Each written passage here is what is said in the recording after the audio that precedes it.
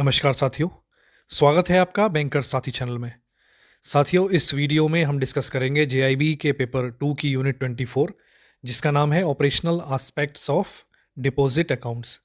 Various type के deposit accounts इसमें discuss करेंगे। करंट अकाउंट, सेविंग अकाउंट, अलग अलग तरह के कस्टमर्स जिनके ये अकाउंट्स खोले जाते हैं, चाहे वो माइनर्स हो, ब्लाइंड पर्सन हो, पर्दानशी लेडी हो, या और कोई इस तरह के स्पेशल जो कस्टमर्स हैं। साथ ही इसमें डिस्कस हम करेंगे जो इनऑपरेटिव अकाउंट्स हैं, अनक्लेम्ड डिपॉजिट्स हैं, उनको किस तरह से हैंडल किया जाना है, क्या गाइडलाइंस हैं उनकी।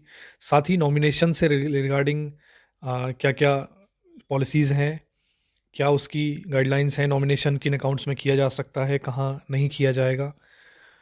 तो ये सब कुछ हम इस वीडियो में डिस्कस करेंगे।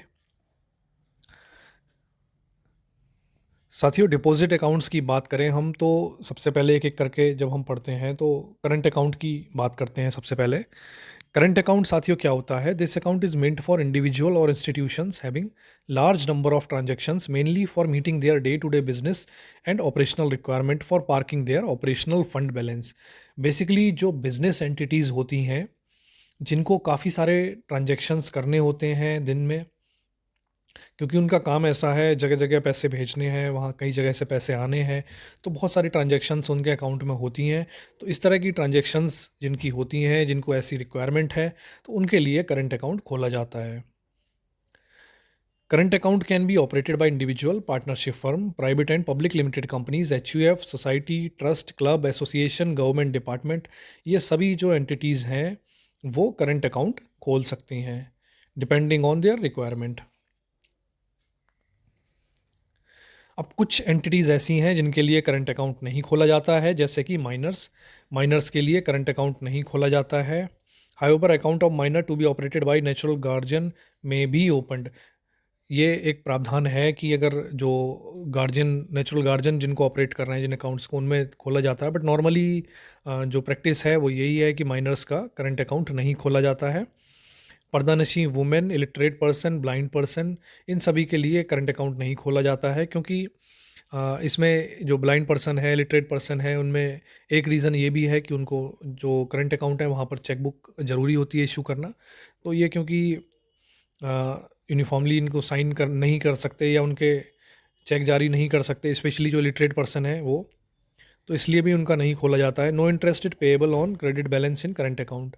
अब करंट अकाउंट जो है उसमें जो भी बैलेंस रहेगा उसमें बैंक कोई भी इंटरेस्ट पे नहीं करता है। The customer may receive the statement of account according to the frequency desired by them. Chequebook are issued to all current account holders and all withdrawal should be made only through issue of cheques. अब current account में साथियों interest तो नहीं दिया जाता है bank के द्वारा, लेकिन अलग अलग स्कीम्स होती हैं बैंक्स की, जहाँ पर जो करंट अकाउंट स्पेशलाइज्ड हैं उनमें कितना मिनिमम बैलेंस रखना है, साथ ही उनको क्या क्या फैसिलिटीज़ बैंक दे रहा है। यानी कि कई बार ये होता है कि स्टेटमेंट्स इतनी फ्रीक्वेंसी पे प्रोवाइड कराई जाएंगी, साथ ही कुछ जो ड्राफ्ट वगैरह इशू करने हैं उनमें चार्जेस कुछ वेव हो सकते हैं। तो ये सारी चीज़ें हैं, वो individual bank to bank depend करता है। और सभी जो भी करंट अकाउंट खोलेंगे उनमें चेकबुक इशू करना मैंडेटरी होता है, ज़रूरी है। सारी ट्रांजैक्शंस जो करंट अकाउंट में होंगी वो चेक के थ्रू होनी चाहिए। There is no restriction on number of transactions in the account holder at any one time. All withdrawals by the current account holder, including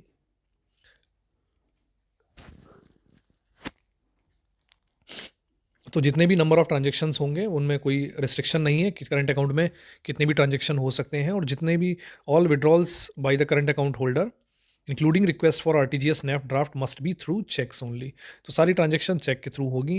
as per RBI directive the applicant for current account should declare in account opening form और separately that he they और are not enjoying any credit facility by with any bank,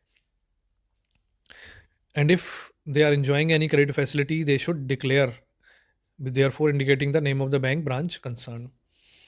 तो RBI के directives कई सारे आए हैं current account से related, और ये मैंडेटरी किया गया है रिसेंटली कि जो भी अकाउंट करंट अकाउंट खुलवाएंगे उनको ये डिक्लेरेशन देना होगा कि वो किसी और बैंक से क्रेडिट फैसिलिटी नहीं ले रहे हैं, और अगर ले रहे हैं तो उनको उसको डिस्क्लोज़ करना होगा।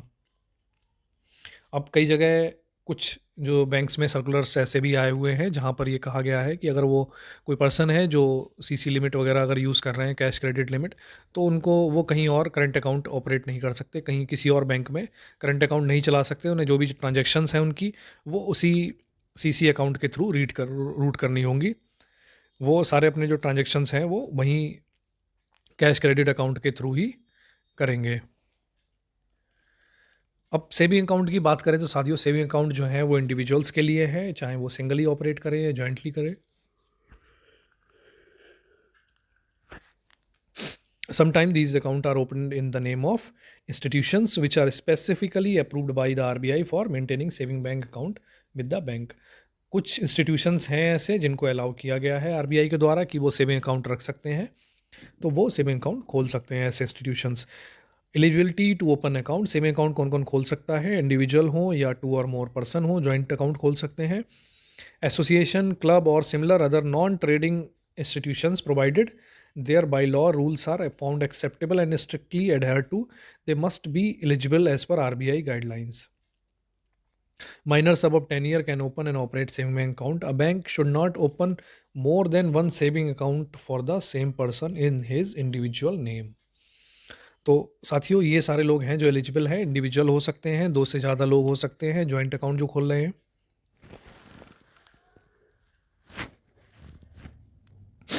कोई एसोसिएशन, क्लब या इस तरह की जो ऑर्गेनाइजेशन है, नॉन ट्रेड इंस्टीट्यूशंस हैं जिनको आरबीआई ने अलाउ किया हुआ है, वो भी सेविंग अकाउंट खोल सकते हैं, प्रोवाइडेड उनके जो बाईलॉज हैं, इंटरनल जो उनका गाइडलाइंस हैं वो उसमें वायलेट ना हो। और माइनर जो हैं, 10 साल से ऊपर के जो माइनर्स हैं, वो अपना इंडिविजुअली अपना खुद अकाउंट खोलकर ऑपरेट कर सकते हैं, और किसी भी इंडिविजुअल का एक से ज़्यादा सेविंग अकाउंट एक बैंक में नहीं होगा।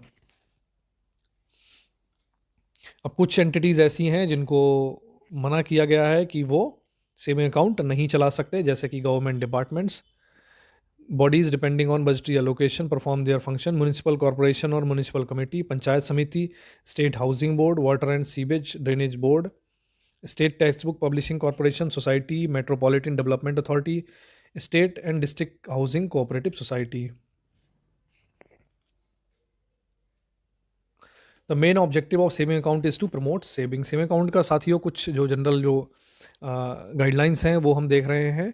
मेन जो ऑब्जेक्टिव है सेविंग अकाउंट का वो यही है कि सेविंग प्रमोट करना, लोगों के बीच में बचत की भावना को बढ़ावा देना। Withdrawals are allowed subject to certain restriction. Withdrawals allowed होते हैं बट कुछ जगह certain restrictions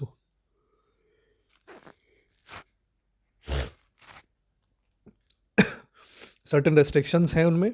The money can be withdrawn either by check or withdrawal slip by the respective bank. The rate of interest payable is very nominal on saving account. Saving account पे काफ़ी nominal सा bank interest है जो पे किया जाता है, और पैसे निकाले जा सकते हैं चेक से या विड्रॉल स्लिप से। इंटरेस्ट जो सेविंग अकाउंट पे है नॉर्मली 3-3.5% सेविंग इंटरेस्ट है इस समय। Saving account is of continuing nature, there is no maximum period of holding. तो एक बार अकाउंट खुलवा लिया वो चलता रहता है, कोई ऐसा उसका मिनिमम पीरियड ऑफ होल्डिंग ऐसा कुछ नहीं है। The minimum amount has to be kept on saving account to keep it functioning. और कुछ मिनिमम अमाउंट इसमें सेविंग अकाउंट में, जैसा भी जो स्कीम टाइप है, इंडिविजुअल बैंक के ऊपर डिपेंड करता है स्कीम के ऊपर कि कितने अमाउंट से मिनिमम जो है वो रखना होगा। और सेविंग अकाउंट के अगेंस्ट में कोई भी लोन फैसिलिटी नहीं दी जाती है। Generally EMI for housing loan, personal loan, car loan are paid routed through saving account. तो इस तरह के अगर कोई ट्रांजेक्शन्स हैं, हाउसिंग लोन में EMI जानी है या कार लोन में, या फिर जो EMI के जो ट्रांजेक्शन्स हैं वो सारे जो हैं जनरली सेविंग अकाउंट के थ्रू रूट किए जाते हैं। अब बात करते हैं अनक्लेम डिपॉजिट और इनऑपरेटिव या डोरमेंट अकाउंट की।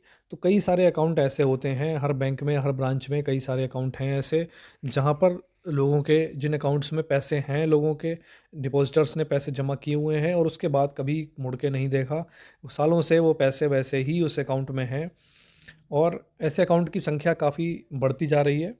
Unclaimed deposit with bank are increasing year after year. It is felt that banks should play a more proactive role in finding the whereabout of the account holders whose account has remained inoperative, keeping these factors in view. तो जो भी ऐसे account holders हैं जिनके पैसे bank में जमा हैं, तो ये अभी रिसेंटली इन पर ज़्यादा जोर दिया गया है। कुछ सालों से ये कहा गया है कि क्योंकि इनकी संख्या बढ़ती जा रही है, तो कहा गया कि बैंक्स को ज़्यादा जो है एक्टिवली रोल प्ले करना होगा, मोर एक्टिव प्रोएक्टिव थोड़ा सा बैंक्स को होना पड़ेगा, ये जानने के लिए कि वो लोग कौन हैं जिनके पैसे इन अकाउंट्स में हैं, क्योंकि उसमें कई तरह के रिस्क इन्वॉल्व होते हैं। एक तो ये भी है कि वो पैसा एक जगह रुका हुआ है, दूसरा ये है उन ऐसे जो अकाउंट होते हैं जो ऑपरेट नहीं होते नॉर्मली, तो फ्रॉडस्टर्स जो होते हैं वो ऐसे ही अकाउंट को टारगेट करने की कोशिश करते हैं, तो उसमें फ्रॉड का रिस्क भी हमेशा रहता है। बैंक्स में follow the instruction detailed below while dealing with the inoperative, तो इनके कुछ इंस्ट्रक्शंस हैं, उनको फॉलो करना है। Bank should carry out an annual review of the account in which there is no operation for more than 1 year. The bank may approach the customer, inform them in writing that there has been no operation in their account and ascertain the reason for the same. तो अब इनका proactive action लेने की बात जो कही गई है उसमें ये हो सकता है कि बैंक जो है एनुअल रिव्यू करें अपने अकाउंट्स का, जो भी सेविंग अकाउंट्स उनके यहाँ हैं, और अगर कुछ अकाउंट ऐसे हैं जहाँ पर 1 साल से कोई भी ऑपरेशन नहीं हुआ है, पर्सन के द्वारा कोई भी ट्रांजैक्शन नहीं हुआ है, तो ऐसे अकाउंट्स में बैंक जो है अपना रिटन में कम्युनिकेशन भेज के उनसे जवाब मांगे, उनसे उन कस्टमर को इन्फॉर्म करें कि उनके अकाउंट में 1 साल से कोई ट्रांजैक्शन नहीं हुआ है, उसका क्या पर्टिकुलर रीज़न है, उनसे जानने की कोशिश करें। If the letter are return undelivered they may immediately be put on inquiry to find out the whereabout of customer of or their legal heirs in case they are deceased. अगर ऐसे जो letter भेजे गए हैं इनमें से अगर letter कोई अगर रिटर्न आ जाता है अनडिलीवर्ड, तो ऐसे केस में बैंक्स को जो है वो तुरंत ही उसको सेपरेट कर लेना चाहिए उन अकाउंट्स को, और इंक्वायरी शुरू कर देनी चाहिए ये जानने के लिए कि उनके जो जिनका अकाउंट है और जहाँ से लेटर ये वापस आ गया, तो उनका एक्चुअली जो है एक्चुअल एड्रेस आज के समय में क्या है, और अगर उन कस्टमर्स की अगर वो मृत्यु हो चुकी है, वो जीवित नहीं है, तो फिर उनके जो लीगल हेयर्स हैं वो कौन है, उनसे भी कांटेक्ट किया जा सकता है। अब इनऑपरेटिव कोई अकाउंट भले ही इनऑपरेटिव हो गया हो, डोरमेंट हो गया हो, लेकिन तब भी interest on saving account should be credited on regular basis whether the account is operative और नॉट। ऑपरेटिव अकाउंट हो या ना हो, इनऑपरेटिव हो गया हो, लेकिन उस पर इंटरेस्ट जो है बराबर बैंक्स को लगाते रहना है। The amount left unclaimed with the bank with attract saving bank rate of interest, तो अनक्लेम्ड अमाउंट जो भी सेविंग बैंक में है उस पर जो भी उस समय का जो सेविंग बैंक का इंटरेस्ट होगा, उस इंटरेस्ट के हिसाब से बैंक को उसको इंटरेस्ट पे करते रहना है। In case the whereabouts of the customer are not traceable, bank should consider contacting the person who has introduced the account holder. They could also be contacting the employer or any other person whose details are available with them. अब bank कहने का मतलब है bank को पूरी कोशिश करनी है कि उनके जो कस्टमर हैं जिनका अकाउंट इनऑपरेटिव है उनको मिला जा सके, उनकी पहचान की जा सके। अगर किसी केस में अगर कस्टमर का पता नहीं लग पा रहा है, तो जो उसका इंट्रोड्यूसर है, जो जिन्होंने उनका इंट्रोड्यूस किया बैंक में, इंट्रोड्यूसर जो है उससे भी कांटेक्ट किया जा सकता है। या फिर अगर कोई अकाउंट ओपनिंग फॉर्म में कोई ऐसी डिटेल है जहाँ पर एम्प्लॉयर की डिटेल दी हुई है, जहाँ पर वो पर्सन जो कस्टमर है बैंक का जो जहाँ नौकरी करते हैं, तो उनके एम्प्लॉयर से भी कांटेक्ट किया जा सकता है subject to availability of details. Further, the segregation of the inoperative account is from the point of view of reducing risk of fraud, etc. However, the customer should not be inconvenienced in any way just because his or his account has been rendered inoperative. तो ये segregation जो किया जा रहा है या जो किया जाएगा इनऑपरेटिव अकाउंट का, जैसे कि बात की गई बैंक को इनऑपरेटिव अकाउंट है उनकी एक अलग लिस्ट बना के रखनी है, अलग सेग्रीगेट करके रखना है, लेकिन उसकी वजह से ऐसा नहीं है कि किसी कस्टमर को इनकन्वीनियंस हो और किसी कस्टमर को इस वजह से दिक्कत हो कि उसका अकाउंट इनऑपरेटिव हो गया है या डोरमेंट है, तो इस वजह से उसको किसी तरह की परेशानी उसके ट्रांजैक्शंस में नहीं आनी चाहिए। Operations in such account may be allowed after due diligence as per risk category of the customer. Due diligence would mean ensuring genuineness of the transaction, verification of the signature and identity. तो अगर कोई जो account inoperative हैं, dormant हैं, ऐसे account में भी operation allow कर दिए जाएंगे, शुरू कर दिए जाएंगे आफ्टर ड्यू डिलीजेंस। तो एक बार सही पहचान करके पर्सन की कि वो जेन्युइन है, पर्सन ट्रांजैक्शन जो किए जा रहा है वो जेन्युइन है, तो इन सब चीज़ों की पहचान करने के बाद में जो ऐसे अकाउंट हैं जिनमें ऑपरेशन पहले नहीं हुए हैं, इनऑपरेटिव या डोरमेंट हैं, उनमें भी ऑपरेशंस अलाउ किए जा सकते हैं। There should not be any charge for activation of inoperative account. तो इनऑपरेटिव अकाउंट को एक्टिवेट करने का कोई चार्ज नहीं होना चाहिए। Banks are also advised to ensure that the amount lying in inoperative account ledger are properly audited by the internal auditor, statutory auditor of the bank. तो bank को ये भी एडवाइस किया जा रहा है कि वो इंश्योर करें कि जो भी अमाउंट इनऑपरेटिव अकाउंट में है, लेज़र में है, तो वो प्रॉपरली ऑडिट किया जाए, किसके द्वारा? इंटरनल ऑडिटर के द्वारा और स्टैट्यूटरी ऑडिटर के द्वारा भी. Saving as well as current account should be treated as inoperative dormant if there are no transaction in the account for over a period of 2 years. तो 2 साल तक अगर किसी सेविंग अकाउंट में या चालू करंट अकाउंट में अगर ट्रांजेक्शन्स नहीं होते हैं तो उस अकाउंट को इनऑपरेटिव या डोरमेंट घोषित किया जाएगा. In case any reply is given by the account holder giving the reason for not operating the account, bank should continue classifying the same as an operative account for 1 more year, within which period the account holder may be requested to operate the account. However, in case the account holder still does not operate the same during the extended period, bank should classify the same as inoperative account after the expiry of extended period. अब मान लीजिए कोई person ऐसा है जो कुछ reply देता है बैंक को, या बैंक को कोई जेन्युइन रीज़न बताता है कि इस वजह से मैंने 2 साल से अपना अकाउंट ऑपरेट नहीं किया, तो अब बैंक उसकी बात को मान के अगर जेन्युइन लगती है, उसका रीज़न जेन्युइन लगता है, तो बैंक उसको कंसिडर करके उसको इमीडिएटली इनऑपरेटिव या डोरमेंट अकाउंट में कैटेगरी में क्लासीफाई नहीं कर देगा, बल्कि उसे 1 साल का समय और दे सकता है. हालांकि इस 1 साल के अंदर उसको एक बार अपने अकाउंट में ट्रांजैक्शन करनी होगी, अकाउंट को ऑपरेट करना होगा. और फिर भी अगर वो एक साल में भी अगर वो कस्टमर नहीं करता है अपने अकाउंट को ऑपरेट, तो वो 1 साल जब जो एक्सटेंडेड पीरियड 1 साल का दिया है, वो मोहलत जब ख़त्म हो जाएगी, उसका टाइम पूरा हो जाएगा, उसके बाद में उस अकाउंट को फिर इनऑपरेटिव अकाउंट की कैटेगरी में क्लासीफाई कर दिया जाएगा. For the purpose of classifying an account and inoperative, both the type of transaction, that is debit as well as credit transaction induced at the instance of customer as well as third party should be considered. तो जो भी transaction हो, चाहे वो credit के हो चाहे वो डेबिट के हो, उनको कंसिडर किया जाएगा जब इनऑपरेटिव अकाउंट को क्लासीफाई किया जाएगा. यानी कि कोई भी ट्रांजेक्शन अगर 2 साल के अंदर हुआ है तो उसको इनऑपरेटिव में नहीं रखा जाएगा, और चाहे वो कस्टमर के द्वारा इनिशिएट किया हो, चाहे वो थर्ड पार्टी के द्वारा इनिशिएट किया गया हो. However, the service charge levied by bank and interest credited by bank should not be considered. लेकिन जो कस्टमर ने जो ट्रांजेक्शन किए हैं, डेबिट या क्रेडिट या कोई थर्ड पार्टी ने किए हैं, वो तो हम कंसीडर करेंगे, लेकिन सर्विस चार्ज जो बैंक के द्वारा लगाए गए हैं या फिर इंटरेस्ट जो बैंक के द्वारा दिया गया है, उन शुड नॉट बी कंसीडर्ड. उनको हम ट्रांजेक्शन नहीं मानेंगे उस समय जब इनको क्लासीफाई करना होगा इनऑपरेटिव या डोरमेंट अकाउंट में. Interest on fix deposit account is credited in the saving bank account as per the mandate of the customer. The same could be treated as customer induced transaction, and the account should be treated as operative account as long as interest on fixed deposit account is credited to the saving bank account.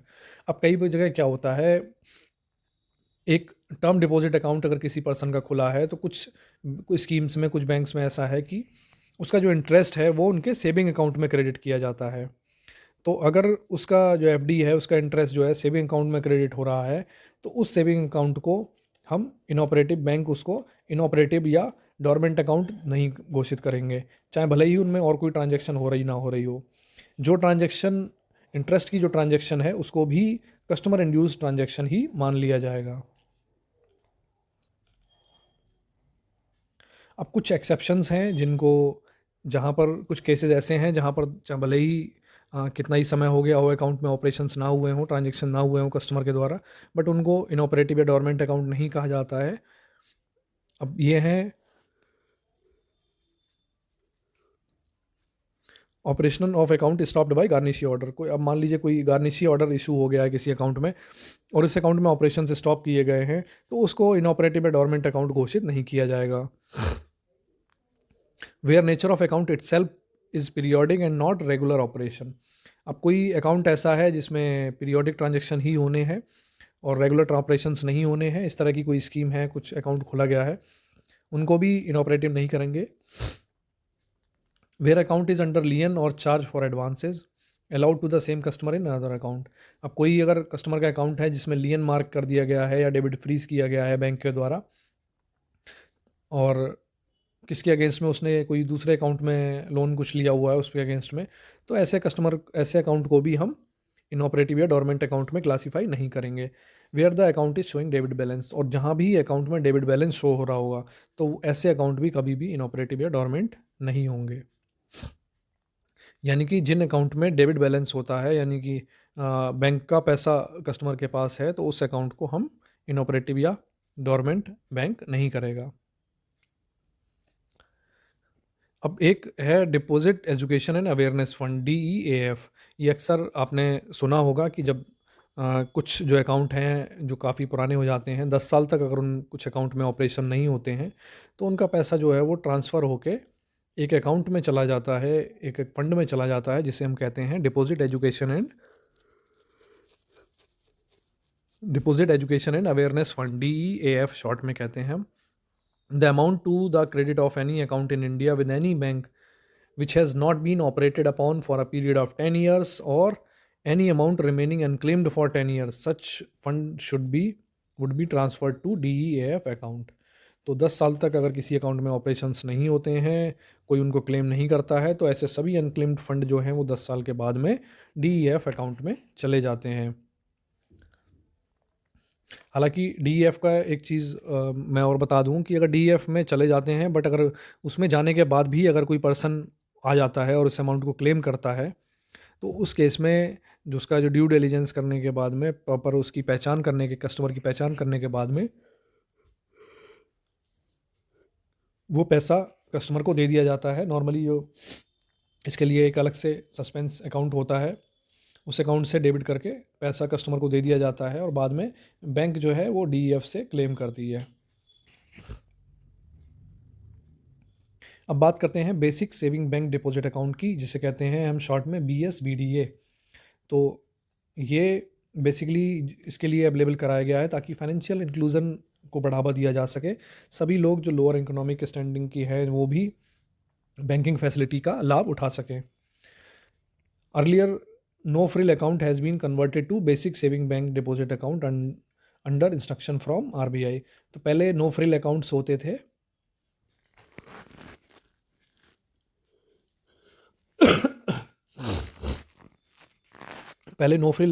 थे, अब उनको convert करके basic saving bank deposit account BSBDA में convert कर दिया गया है।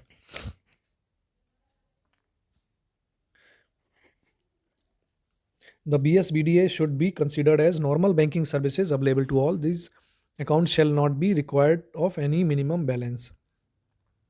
अब जैसे कि नाम ही है इसका basic saving bank deposit account, और सबसे जो गरीब या निचले तबके के लोग हैं उनको भी बेसिक बैंकिंग की सर्विसेज मिलती रहें, वो बैंकिंग से जुड़े रहें, यही इसका पर्पज़ है। तो इसीलिए इसमें कुछ भी मिनिमम जो है बैलेंस की कोई भी रिक्वायरमेंट नहीं रखी गई जाती है। The services available in the account will include deposit and withdrawals of cash at bank branch, as well as ATM, receipt, credit of money through electronic payment channel or by means of deposit, collection of check drawn by central state government agency and department। तो ये सारी ही सुविधाएं इनको मिलेंगी, चाहे वो NEFT RTGS की सुविधा हो, ATM की सुविधा हो, तो ये सभी जो है, या कैश विड्रॉ की या डिपॉजिट की, ये सारी सुविधाएं जो हैं वो इस अकाउंट में दी जाती हैं। While there will be no limit on the number of deposits that can be made in a month, account holder will be allowed a maximum of 4 withdrawals in a month including ATM withdrawal.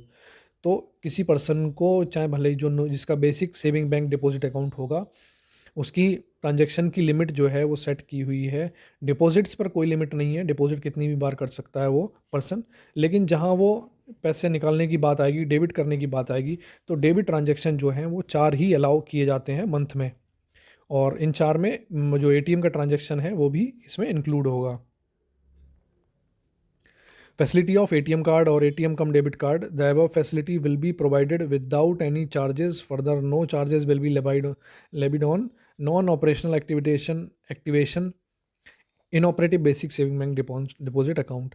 तो जो ATM का facility दी जाएगी उस customer को जिसका basic saving bank deposit account है, और साथ ही कोई भी चार्ज नहीं लिए जाएंगे उससे, और कोई एनुअल जो चार्जेस हैं वो भी कुछ भी नहीं लिए जाएंगे।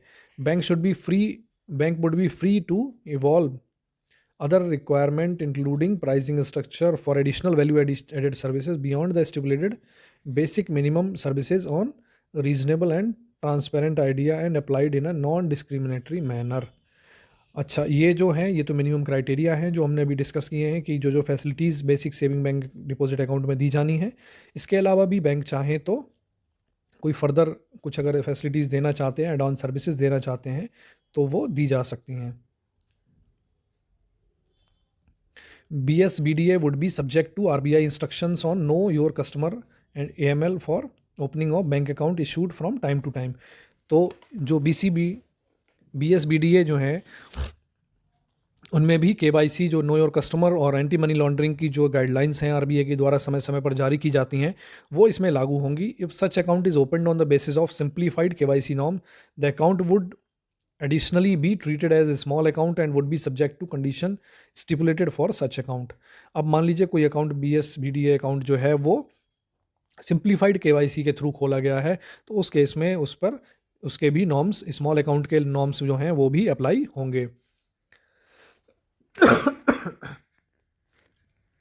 Holder of BSBDA will not be eligible for opening any other saving bank deposit account in that bank. If a customer has any other existing saving bank deposit account in that bank, he or she will be required to close it within 30 days from the date of opening a BSBDA। तो अगर कोई person ऐसा है जिसका already किसी bank में BSBDA account, कोई saving account है, और उसके बाद में वो चाहता है कि उसका BSBDA अकाउंट खोल दिया जाए, जीरो बैलेंस अकाउंट खोल दिया जाए, तो उस केस में उसको अपना जो पहले का अकाउंट है उसको क्लोज कराना होगा with in 30 days of opening BSBDA account. Operational instruction in joint account. Joint account में किस तरह से ऑपरेशन की जाते हैं, उनके ऑपरेशनल इंस्ट्रक्शंस क्या हैं। अब जॉइंट अकाउंट दो तरह के हो सकते हैं, without survivorship clause, with survivorship clause. तो जो अकाउंट ऐसे हैं, this account is to be operated jointly by all the account holder. In the event of death of one of the account holder, the operation in this account should be stopped and balance in this account is payable to the survivor and the legal heir of the deceased party.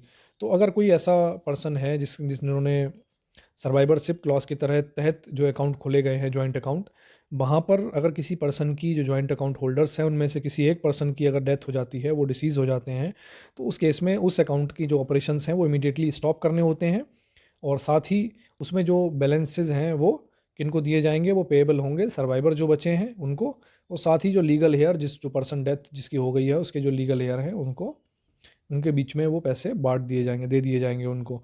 Joint और survivor with survivorship.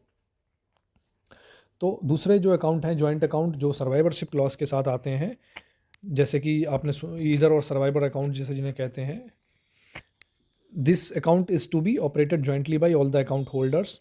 In the event of death of one of the account holder, the survivor can be allowed to continue to operate the account और the balance in the account can be paid to the survivor.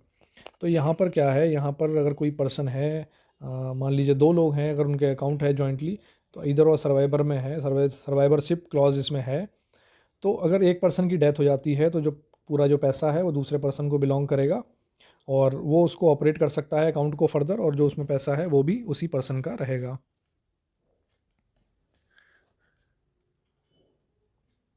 अब either और survivor जो हैं बहुत ही common type के joint account हैं। This is the most common type of joint account and is applicable between any two individual. For example, if a husband and wife have a joint account with either or survivor clause, either of them can operate the account. In case of death of one of the depositor, the other can continue and receive the final balance in the account along with all interest as applicable at the time of closure. If there is nominee for the account, the condition will be the same and the nominee gets access to the fund on the death of both of the account holders। तो अगर either survivor जो account हैं उनमें भी nominee हो सकता है, लेकिन नॉमिनी का रोल तभी आएगा जब दोनों जो अकाउंट होल्डर हैं उनकी मृत्यु हो जाती है। यदि कोई भी एक जिंदा है तो फिर वही उस पैसे का मालिक रहेगा जो अकाउंट में है। यानी कि आइदर और सर्वाइवर जो अकाउंट है उसमें अगर दो पार्टनर्स हैं जिनके अकाउंट हैं, तो अगर एक की मृत्यु हो जाती है तो वो पूरा पैसा जो फंड्स हैं पूरे, वो सेकंड पर्सन जो सर्वाइवर है उसको उसके पास रहेगा। एनीवन और survivor, this type of account holder holds true when more than two individuals start an account jointly. Here one of the depositor can operate the account at any time.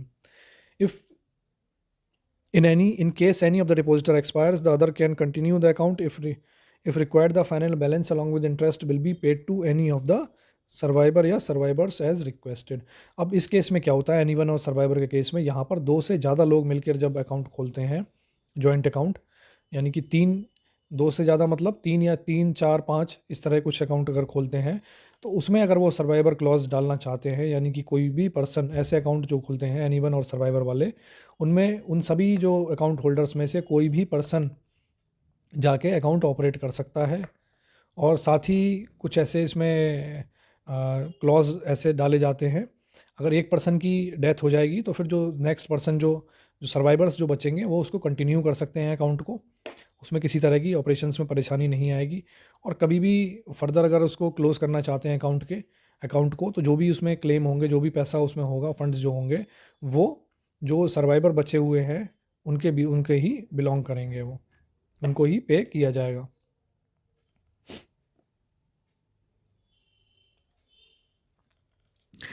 Opening and operating of account under different categories. अब अलग अलग category के person जो हैं उनके अलग अलग तरह से अकाउंट खोले जाते हैं, तो उनके कुछ स्पेशल प्रोविजंस हैं। जैसे कि माइनर अकाउंट की बात करें, माइनर सेविंग बैंक अकाउंट की, तो according to Indian majority act, minor is one who has not completed 18 years of age, but in case of a minor whose guardian is appointed by the court, the minority status continue up to 21 years. तो जो Indian majority act है उसके हिसाब से कोई भी person जिसकी उम्र 18 साल से कम है वो माइनर कहा जाएगा, या 18 साल जिसने कंप्लीट कर लिया उसको हम मेजर कहेंगे। लेकिन इसमें एक और जो लॉ है, अगर उसमें क्या होता है, जो गार्जियनशिप एक्ट है उसमें क्या है, अगर किसी माइनर को गार्जियन अगर कोर्ट ने अपॉइंट किया है, तो उस केस में माइनर जो है वो 21 साल तक माइनर ही रहेगा। 21 साल जब उसके पूरे होंगे तब वो मेजोरिटी में आएगा, तब तक वो माइनर ही कहलाएगा। An account opening form needs to be filled with the minor as the first holder and parent and guardian as the joint holder.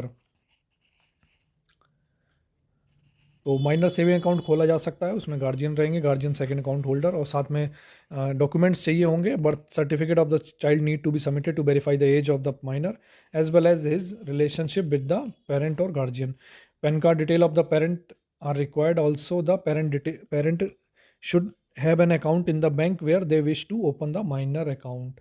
तो पेरेंट्स का भी अकाउंट वहाँ पर होना चाहिए उस बैंक में जिसमें वो माइनर का अकाउंट खुलवाना चाह रहे हैं। A separate form need to be filled by the parent guardian with all the necessary details.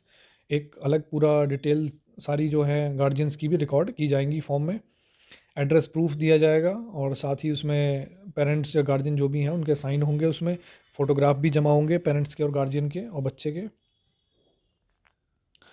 तो ये तो माइनर का था। इलिटरेट पर्सन का अगर अकाउंट खोलना है उसमें क्या क्या सावधानियां रखनी है, क्या प्रोसेस है उसकी। तो इलिटरेट पर्सन भी जैसे बाकी लोग हैं जो कॉन्ट्रैक्ट करने के लिए एलिजिबल हैं, जैसे नॉर्मल पर्सन, वैसे ही इलिटरेट पर्सन भी कॉन्ट्रैक्ट करने के लिए एलिजिबल हैं। हालांकि विशेष जो है वो ध्यान रखना चाहिए जब इलिटरेट का अकाउंट खोलना है तो। However they may contest subsequently that his consent was obtained by misrepresentation and thereby try to avoid the contract.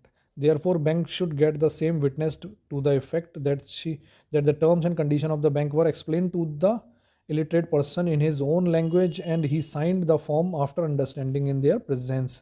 तो इसीलिए लिटरेट पर्सन कभी भी कहते हैं कि अगर मान लीजिए कॉन्ट्रैक्ट अगर कोई करता है कोई बैंक लिटरेट पर्सन के साथ में, तो नॉर्मली तो इलिटरेट पर्सन एलिजिबल हैं, कर सकते हैं एज़ पर लॉ। लेकिन होता क्या है कि कभी भी ऐसा हो सकता है कि वो इलिटरेट पर्सन ये कह दे कि जी हम तो पढ़े लिखे नहीं हैं और हमें पूरे फैक्ट नहीं बताए गए थे, मिस रिप्रेजेंट किया गया था बैंक के द्वारा और हम उन फैक्ट को पढ़ नहीं पाए और उस पर हमने कंसेंट अनजाने में दी है। तो इस ऐसी कंडीशन को अवॉइड करने के लिए जो भी कॉन्ट्रैक्ट इलिटरेट पर्सन के साथ किए जाते हैं उसमें विटनेस लिया जाता है। और विटनेस लेने के बाद में इतनी चीज़ें ये बताना ज़रूरी होता है, उसमें ये एक्सप्लेन किया जाता है कि जितनी भी टर्म्स एंड कंडीशन हैं वो लिटरेट पर्सन ने पूरी तरह से समझ ली हैं, जहाँ और उनके कंसिक्वेंसेस क्या हैं वो भी सब उसको पता है। Normally chequebook is not issued to the literate depositor, however chequebook can be issued for making statutory payments, post dated cheques for repayment of installment of loan. In such cases, the check will be crossed account payee and thumb impression of the literate depositor will be verified on such check at the issue of checkbook by competent authority of the bank. तो साथियों, normal conditions में जो illiterate person है उनके लिए cheque book जारी नहीं की जाती है, लेकिन कुछ ऐसी कंडीशंस हैं जहाँ पर चेक बुक जारी की जाती है इलिटरेट पर्सन के लिए। और वो केस कौन से हैं? जहाँ पर कोई इंस्टॉलमेंट पोस्ट डेटेड चेक अगर जारी करने हैं जिससे कि इंस्टॉलमेंट पे होनी है किसी लोन की, या कोई स्टैचुटरी पेमेंट कोई करना है, ऐसे केसेस में चेक जारी किए जाते हैं। और लेकिन जो भी चेक होंगे वो अकाउंट पे ही उन पर होगा, अकाउंट पे ही चेक ही होंगे। और साथ ही उस पर जो थंब इम्प्रेशन कस्टमर के द्वारा, इलिटरेट पर्सन के द्वारा लगाया जाएगा, वो वेरीफाई किया जाएगा। उसके लिए गवाह उसमें लिए जाएंगे, विटनेस लिए जाएंगे, और कॉम्पिटेंट अथॉरिटी जो है वो उसको इशू करेंगी। अब ब्लाइंड पर्सन के केस में क्या होता है? ब्लाइंड पर्सन भी साथियों, जैसे कि लिटरेट पर्सन कॉम्पिटेंट है कॉन्ट्रैक्ट करने के, तो ब्लाइंड पर्सन भी कॉन्ट्रैक्ट करने के लिए कॉम्पिटेंट है like any other person. However, due to his physical disability there may be situation where he contest subsequently that the fact were misrepresented to him and thereby try to avoid the contract. तो blind person के case में भी यही है साथियों, वो हालांकि contract कर सकते हैं, लेकिन बैंक को ज़्यादा सतर्क रहना पड़ेगा किसी ब्लाइंड पर्सन से कॉन्ट्रैक्ट करते हुए, क्योंकि सब्सिक्वेंटली वही सिचुएशन आ सकती है जो इलिटरेट पर्सन में है। यानी कि वो फ्यूचर में कभी ये क्लेम कर सकते हैं कि हम तो ब्लाइंड हैं, हम तो कॉन्ट्रैक्ट की जो शर्तें थी वो पढ़ नहीं पाए, और इस वजह से हमें जो है गलत पेपर पे हमने साइन कर दिए, या हमें पूरी तरह से बताया नहीं गया था, अवेयर नहीं किया गया था। तो therefore signature or thumb impression of the blind person should be attested by an independent witness to the effect that all terms and conditions were properly explained to the blind person in his presence। तो इसीलिए blind person के साथ भी जब contract किया जाएगा तो उसके जो सिग्नेचर वगैरह हैं जो अटेस्ट किए जाने हैं वो किसी विटनेस के सामने ही किए जाने हैं। और उस इफेक्ट तक बैंक को ध्यान रखना है कि ये इंश्योर करना है कि वो पर्सन जो है, ब्लाइंड पर्सन जो है, वो उसको सारी जो टर्म्स एंड कंडीशन है वो पूरी तरह से एक्सप्लेन कर दी गई हैं और वो उनके कॉन्सिक्वेंसेस को पूरी तरह से समझता है। Moreover, cash deposit and withdrawal by any blind person should be handled by officer of the bank. Chequebook can be issued only if the blind person can sign consistently. तो ब्लाइंड पर्सन के जो deposit हैं और withdrawals हैं वो officer के द्वारा ही handle किए जाएंगे, और चेकबुक जो है वो इशू की जा सकती है ब्लाइंड पर्सन को, बस उसमें वही क्लॉज है कि वो प्रॉपरली साइन करना जानता हो। अब एक कैटेगरी आती है पर्दानशी लेडीज़ की। तो पर्दानशी लेडीज साथियों वो होती हैं जो कंप्लीटली सेक्लूजन में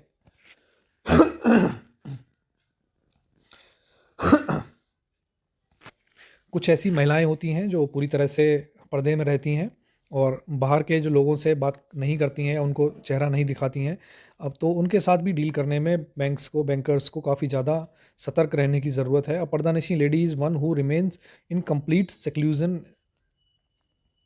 and does not transact with people other than members of her family. Though Pardhanishni lady is legally competent to enter into a contract, she may be able to avoid it on the pretext of undue influence and the onus of providing influence on the bank. तो इसमें भी साथियों जो पर्दानशी lady के साथ अगर contract किया जाएगा तो उनको काफ़ी ज़्यादा बैंकर को सावधान रहना है, क्योंकि सिचुएशन ऐसी आ सकती है जिसमें ये कहा जाए कि जो पूरी टर्म्स एंड कंडीशन थी वो एक्सप्लेन नहीं की गई थी, या इस तरह के केसेस कई बार आते हैं जहां रिस्क रहता है। Therefore, banks should be extra care in this regard. Signature of Pardhanasi lady should be attested by her guardian if she is married and by her husband if she is unmarried है तो उनके guardian के द्वारा उनके signature जो हैं वो attest कराने होंगे, और मैरिड हैं तो हस्बैंड के द्वारा उसके सिग्नेचर जो हैं वो अटेस्ट कराने होंगे। The signature may be attested by any other member of the family also. If she is illiterate she will not be issued chequebook, and for every payment she will have to give the discharge in the presence of independent witness.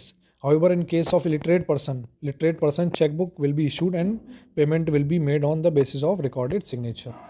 तो अब पर्दानशी lady के case में साथियों दो चीज़ें हैं। अगर वो इलिटरेट हैं तो उस केस में जितनी बार भी अगर वो पैसे निकालने आती हैं पर्दानशी लेडी, तो वहाँ पर जो विटनेस लेकर ही उनको पेमेंट किया जाएगा, और अगर वो लिटरेट है तो फिर तो जो चेक बुक इशू कर दी जाएगी और उनके जो रिकॉर्डेड सिग्नेचर हैं उसके बेसिस पर पेमेंट किया जाएगा। अब आता है नॉमिनेशन की बात साथियों करते हैं। साइलेंट नॉमिनेशन फैसिलिटी जो है वो काफ़ी ज़रूरी हो गई है आज के समय में, क्योंकि अगर कोई पर्सन है जिसकी मृत्यु हो जाती है, अगर उसके अकाउंट में नॉमिनेशन नहीं है तो बाद में काफ़ी ज़्यादा दिक्कतें आती हैं लीगल हेयर्स को भी और बैंक्स को भी। तो nomination facility fastens and easier release of facilitates faster and easier release of funds article without insistence on succession certificate probate of bill। तो अगर नॉमिनेशन है किसी अकाउंट में तो फिर उसमें बैंक जो है इंसिस्ट नहीं करता कि सक्सेशन सर्टिफिकेट आप बारिशान लेके आओ या प्रोबेट ऑफ बिल लेके आओ, तो इन सब की ज़रूरत नहीं पड़ती है। Nomination facilities available to account holder operating current account, saving bank account and all type of term deposit account, safe deposit locker और सेफ कस्टडी ऑफ आर्टिकल्स। तो नॉमिनेशन जो है इन सभी में दिया जा सकता है, नॉमिनेशन फैसिलिटी दी जा सकती है, चाहे वो करंट अकाउंट हो, सेविंग अकाउंट हो या deposit account, safe term deposit हो, सेफ डिपॉजिट लॉकर्स हो या फिर सेफ कस्टडी ऑफ आर्टिकल्स हो, इन सभी में नॉमिनेशन लिया जा सकता है। और nomination facilities intended for individuals only, जो फर्म्स हैं, एंटिटीज़ हैं, उनके लिए नॉमिनेशन फैसिलिटी नहीं होती है। Nomination can be made in favour of one person only, it can be made in existing or new account and can be cancelled or change subsequently by the depositors. तो nomination एक person के favour में ही बनाया जा सकता है, nominee केवल एक पर्सन को बनाया जा सकता है, और कोई भी पर्सन जो अकाउंट होल्डर है वो चाहे तो सब्सिक्वेंटली नॉमिनेशन चेंज भी कर सकता है। यानी कि आज किसी पर्सन को नॉमिनी बनाया है, उसके बाद में अगर वो चाहे तो नॉमिनेशन कैंसिल कर सकता है या चेंज कर सकता है, किसी और को भी नॉमिनी बना सकता है। Nomination cannot be made in account where deposits are held in representative capacity, that is trust account, and in account of partnership firm, HUF, companies, association, club। तो ऐसे अकाउंट में जहाँ पर वो पर्सन जो है वो खुद ही रिप्रेजेंटेटिव कैपेसिटी में है, ऑपरेट कर रहा है अकाउंट को, तो वो फर्दर वो अपना नॉमिनी जो है वो नहीं बना सकता। जैसे कि ट्रस्ट के अकाउंट जो होते हैं उसमें ट्रस्टी जो होता है वो एक रिप्रेजेंटेटिव की तरह काम कर रहा है, वो उन फंड का ओनर नहीं है खुद, तो वो कोई फर्दर नॉमिनी नहीं बना सकता। ऐसे ही जो पार्टनरशिप के अकाउंट हैं, HUF है, कंपनी, एसोसिएशन, क्लब, ये सारी जो एंटिटीज़ हैं इनमें भी नॉमिनेशन जो है वो नहीं हो पाएगा। In case of a joint account or of individuals, nomination should be made by all depositors jointly. तो कोई भी अगर जॉइंट अकाउंट है जहाँ पे इंडिविजुअल्स का जॉइंट अकाउंट है, उस केस में नॉमिनेशन किया जा सकता है, बट जितने भी डिपॉजिटर्स हैं वो सारे उसमें जॉइंटली उसमें साइन करेंगे। नॉमिनेशन जो अपॉइंट करेंगे वो सारे की सबकी कंसेंट के साथ ही होगा। In case of minors account, whether self operated or otherwise, nomination should be made by a person lawfully entitled to act on behalf of minor. तो माइनर जो है, माइनर का अकाउंट जो है, माइनर खुद अपने अकाउंट में नॉमिनी अपॉइंट नहीं करेगा। माइनर के बिहाफ पे लीगली जो पर्सन ऑपरेट कर रहा है लॉफुली उस अकाउंट को, वो किसी को नॉमिनी बना सकता है। Nomination favoring the minor is permitted on the condition that the account holder, while making that nomination, appoints another individual not being a minor to receive the amount of the deposit on behalf of nominee in event of death of the depositor during the minority of nominee. Date of birth of the minor be obtained and noted। अब साथियों एक important point है ये, nomination के case में जो person है यानी कि माइनर जो है वो नॉमिनी अपॉइंट तो नहीं कर सकता, लेकिन वो खुद नॉमिनी हो सकता है। माइनर खुद नॉमिनी हो सकता है, कोई भी पर्सन किसी माइनर को नॉमिनी बना सकता है अपने अकाउंट में, लेकिन उसमें भी एक कंडीशन है।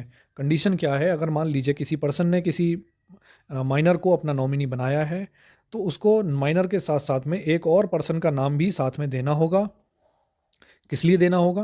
क्योंकि अगर मान लीजिए जो अकाउंट होल्डर है, जो नॉमिनी बना रहा है, अगर उसकी मृत्यु जल्दी हो जाती है, यानी कि जो माइनर है वो अभी माइनर ही है, उससे पहले ही उस पर्सन की मृत्यु हो जाती है अकाउंट होल्डर की, तो वो फंड किसको दिए जाएंगे? वो माइनर को, जब तक माइनर है तब तक उसको वो फंड नहीं दिए जाएंगे, तब तक वो फंड उस दूसरे पर्सन को दिए जाएंगे, यानी कि वो दूसरा पर्सन नॉमिनी माना जाएगा जो उस समय मेजर है। और एक बार जो नॉमिनी, जो ओरिजिनल नॉमिनी है, जिसको जो माइनर है, एक बार वो मेजर हो जाता है, तो उसके बाद में उस जो थर्ड पर्सन जो है, जो मेजर है, उसको जो नाम दिया गया था उसका रोल जो है वहाँ पर ख़त्म हो जाएगा। A nomination will continue to be in force even on renewal of term deposit unless specially cancelled or changed। अब कोई टर्म डिपॉजिट है, जब FD वगैरह है, उसमें FD का रिन्यूअल अगर हो रहा है तो उसमें जो भी नॉमिनी है वो फर्दर कंटिन्यू रहेंगे, ऐसा नहीं है उसमें नॉमिनी ख़त्म हो जाएंगे, अनलेस अगर उन्होंने खुद ही कैंसिल नहीं कराया है या चेंज नहीं कराया है, तो जो पहले नॉमिनी था वही रहेगा, रिन्यूअल के टाइम पे नॉमिनी चेंज नहीं होगा। Name of the existing nominee in respect of special term deposit receipt will not be added for subsequent deposit receipt. Separate nomination will be obtained for each deposit receipt. तो अगर मान लीजिए कोई एक deposit receipt है, एक account, एक FDR किसी पर्सन की चल रही है, उसके बाद में अब दूसरा एफडीआर अगर कोई बनाता है, तो ऐसा नहीं है जो पहले में जो एफडीआर में जो नॉमिनी है वही दूसरे में भी ऑटोमेटिकली हो जाएगा। दूसरे के लिए उस पर्सन को सेकेंड जो है नॉमिनी देना होगा, या उसी पर्सन को अगर नॉमिनी बनाना चाहता है तो दोबारा से उसके लिए अलग से रिसिप्ट अलग से उसको बनाना पड़ेगा। A non-resident can be nominated as nominee in a resident account. In case of non-resident nominee, the amount entitled to him from the account or deposit of the deceased person will be credited to his NRO account. अब non resident account जो person है, NRIs जो है, वो भी nominee हो सकते हैं। और अगर वो किसी अकाउंट में नॉमिनी है, कोई NRI नॉमिनी है किसी अकाउंट में, और उस पर्सन की मृत्यु हो जाती है, तो उस केस में जो पैसा है, डिसीज का जो पैसा है, जो अकाउंट होल्डर का पैसा है, वो नॉमिनी को कैसे दिया जाएगा? वो नॉमिनी जो है, NRI नॉमिनी जो है, उसके NRO अकाउंट में क्रेडिट कर दिया जाएगा, नॉन रेजिडेंट ऑर्डिनरी अकाउंट में क्रेडिट कर दिया जाएगा। तो साथियों, इस वीडियो में इतना ही था। ये काफ़ी इम्पॉर्टेंट चैप्टर है। इसमें आपने देखा कि काफ़ी सारे इंपॉर्टेंट टॉपिक्स हैं। अलग अलग तरह के जो अकाउंट्स हैं, चाहे वो करंट अकाउंट हो, सेविंग अकाउंट हो, उनसे रिलेटेड काफ़ी हमने गाइडलाइंस देखी। साथ ही अलग अलग तरह के कस्टमर्स, चाहे वो इलिटरेट कस्टमर हो, ब्लाइंड पर्सन हो, और पर्दानशी लेडीज़ हो, उन सब के लिए क्या क्या रूल्स एंड रेगुलेशंस हैं। साथ ही जॉइंट अकाउंट की बात की, इधर और सर्व अलग अलग तरह के जॉइंट अकाउंट हैं, चाहे वो जॉइंटली ऑपरेटेड हैं, इधर और सर्वाइवर हैं। उसके बाद में नॉमिनेशन फैसिलिटी की बात की हमने, नॉमिनेशन कौन कौन नॉमिनी हो सकता है, कौन नॉमिनी नहीं हो सकता, क्या गाइडलाइंस हैं उसकी। तो ये सारे काफ़ी इंपॉर्टेंट टॉपिक्स हैं, इनसे क्वेश्चंस आते हैं। और साथ में हमने वो भी डिस्कस किया कि अगर जो इनऑपरेटिव अकाउंट हैं उनमें पैसा पड़ा हुआ है तो वो कहाँ जाएगा, कि कब तक वो इनऑपरेटिव रहेंगे, तो उनको हम DEF में ट्रांसफ़र कर देंगे। तो ये सारे जो हैं काफ़ी इंपॉर्टेंट टॉपिक्स हैं, इनसे काफ़ी क्वेश्चंस बनते हैं, और ये जनरल जो आप डे टू डे बैंकिंग है उसमें भी काफ़ी यूज़ आता है इन सभी चीज़ों का। तो आई होप साथियों ये चीज़ें काफ़ी आपको क्लियर हुई होंगी और वीडियो आपको पसंद आया होगा। एग्ज़ाम पॉइंट ऑफ व्यू से भी ये काफ़ी इंपॉर्टेंट है। तो वीडियो अगर आपको पसंद आया हो साथियों, तो इसे ज़रूर लाइक करें, साथ ही शेयर करें हमारे सभी बैंकर साथियों के साथ जो JIB एग्ज़ाम देने जा रहे हैं। और साथ ही अगर आप नए हैं इस चैनल पर, आपने अभी तक सब्सक्राइब नहीं किया है, तो बेल आइकन प्रेस करें, सब्सक्राइब करें चैनल को, ताकि आने वाली वीडियोस का जो है नोटिफिकेशन आपको टाइमली मिलता रहे। तो मिलते हैं साथियों नेक्स्ट वीडियो में। Thank you.